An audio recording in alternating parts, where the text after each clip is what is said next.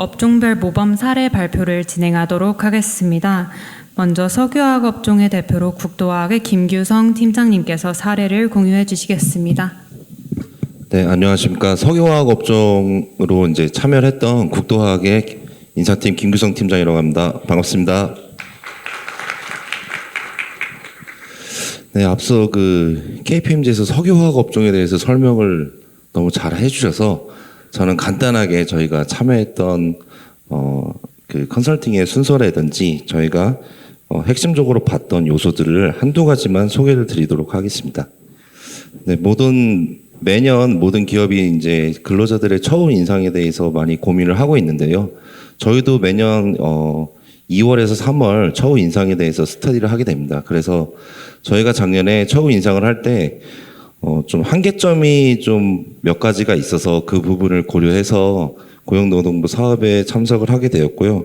그 한계점에 대한 부분은 먼저 저희가 격월로 지급되는 상여금이 통상임금에 있어서 기본급으로 어떻게 산입을 해야 되는지, 그리고 저희는 직무와 직급에 따라서 수당이 약 한 30개 정도 되는데 그 많은 수당을 어떻게 간소화할 것인지, 그리고 몇 년 전 저희는 역할 기반으로 이제 직급 체계를 수평화하도록 좀 노력을 했는데 그 역할 기반에 맞게 직급 체계가 구성이 되고 그거에 따라서 연공 서열 성격이 있는 급여에 대한 부분을 어떻게 개선할 건지, 또 그거에 따라서 성과 보상을 어떻게 실질적으로 직원들이 느낄 수 있게 더욱더 개선할 수 있는지에 대한 부분이 작년에 좀 많은 고민이 되어서 이 사업에 참여를 하게 되었습니다.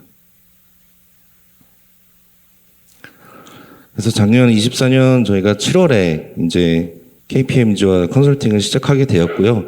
약 2달간 8주 정도 컨설팅을 진행하였습니다. 그래서 한 2주 정도는 KPMG 이제 컨설턴트 분들이 저희 회사를 상주해서 저희 회사의 이제 조직 문화나 인사 제도, 그리고 이제 비즈니스 모델, 사업 방향이나 전략 등에 대해서 많이 같이 스터디를 하였고요. 그 부분에 대해서 어떤 부분을 도출했는지 한 4가지로 정리를 좀 해보았습니다. 네, 앞에서 얘기해 주신 내용들이 거의 저희 석유화업 특징들을 많이 담고 있는데요. 다들 같이 비슷한 것 중에 첫 번째가 외부 환경에 대한 변화가 크기 때문입니다. 일단 환율, 유가, 그리고 동종업계, 그리고 중국에서 들어오는 값싼 원재료에 대한 변동성이 우리 회사에서 어떻게 작용을 하고 있는지에 대한 부분이 가장 큰 요소였고요.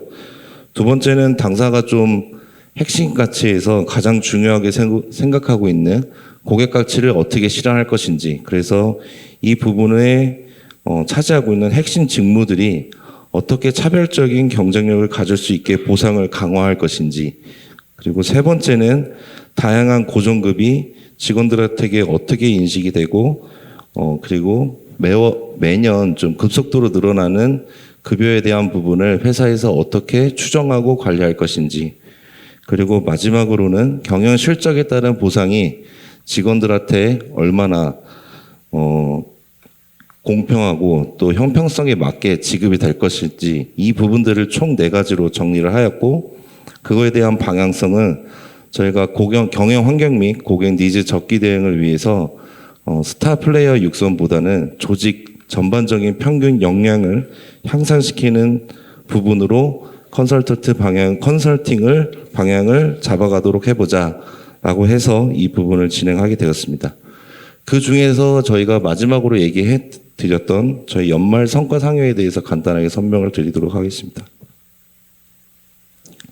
과거에는 저희가 단기 순이익이나 CFROI나 여러 가지 재무 지표들을 가지고 연말 성과 상여를 직원들에게 지급을 하였는데, 고성장을 하였을 때는 사실 이 부분이 그렇게 크게 부담이 되지 않았습니다. 근데 이제 저성장 시대로 접어들고, 그리고 직원들의 의식 수준이 높아지면서 내가 일하고 있는 만큼의 돈을 받고 있는지, 그리고 회사의 성과가 우리에게 실질적으로 주주로서 돌아오고 있는지, 여러 가지 관점들이 생기면서 이 부분의 형평성에 대한 문제가 많이 생겼고 또 공정성에 대한 문제도 많이 생겼습니다. 그래서 최근에 저희 회사가 과거 한 5년 동안 좀 급속도로 선정하면서 영업이익 기준의 지표로 구간별로 해서 목표를 달성을 하면 그 부분을 직원들에게 배부를 하였습니다.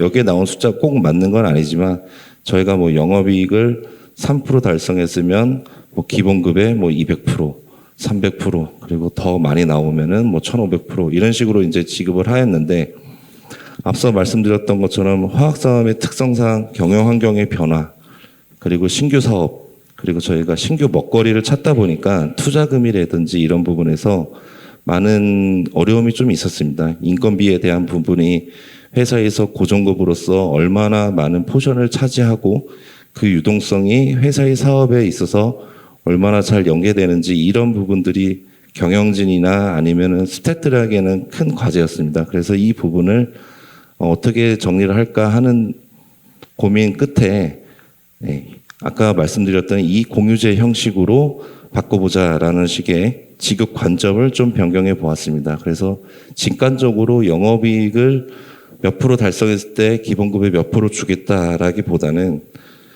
회사에서 사용할 수 있는 재원을 미리 산정을 하고 그 부분을 저희는 이제 직급 체계가 역할 기반으로 되어 있기 때문에 그 역할에 맞게 기본급 비율로 다시 직원들에게 지급하는 방식으로 도입을 해보자라는 결정을 해왔고 세부적으로는 아직도 그 작업을 좀 내부적으로 많이 고민을 하고 있습니다. 그래서 아까 말씀드린 것처럼 목표를 꼭 달성해야 봤던 성과상여도 어느 정도 재원을 확보하다 보면은 열심히 일했는데 아예 못 받는 해가 있다거나 이러지는 않고 평균적으로 매년 어느 정도 받을 수 있게 그렇게 산정하는 방식으로 진행을 하고 있고요.